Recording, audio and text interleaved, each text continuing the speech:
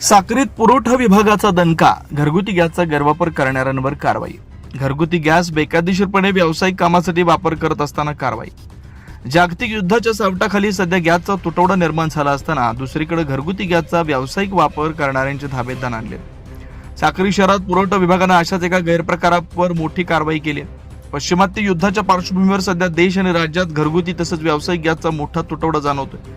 एकीकडे सर्वसामान्य नागरिकांना एका सिलेंडरसाठी तासनतास रांगेत उभं राहावं लागतंय, तर दुसरीकडे साक्री शहरात काही व्यावसायिक नियमांना हरताळ फासत घरगुती सिलेंडरचा वापर चक्क व्यवसायासाठी करत असल्याचं समोर आलंय. या प्रकरणाची गंभीर दखल घेत साक्री तहसील कार्यालयाच्या पुरवठा शाखेनं शहरात धडक मोहीम राबवली.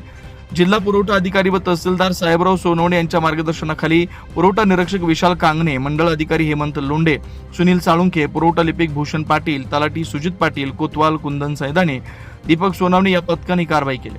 या धाडसी कारवाईत एकूण 5 गॅस सिलेंडर जप्त करण्यात आले. मिळालेल्या माहितीनुसार जप्त करण्यात आलेल्या 5 सिलेंडरपैकी 3 सिलेंडर पूर्णपणे भरलेले होते, तर 2 रिकामे आढळून आले. प्रशासनाच्या या अचानक झालेल्या कारवाईमुळे साक्री शहरातील हॉटेल व्यावसायिक आणि इतर व्यावसायिकांमध्ये मोठी खळबळ उडाली. घरगुती वापराचा गॅस व्यावसायिक कारणासाठी वापरणं कायद्यानं गुन्हा आहे. नागरिकांनी आणि व्यावसायिकांनी असे गैरप्रकार थांबवावेत, अन्यथा यापुढील काळात आणखी कडक कारवाई केली जाईल असा कडक इशारा प्रशासनानं दिला.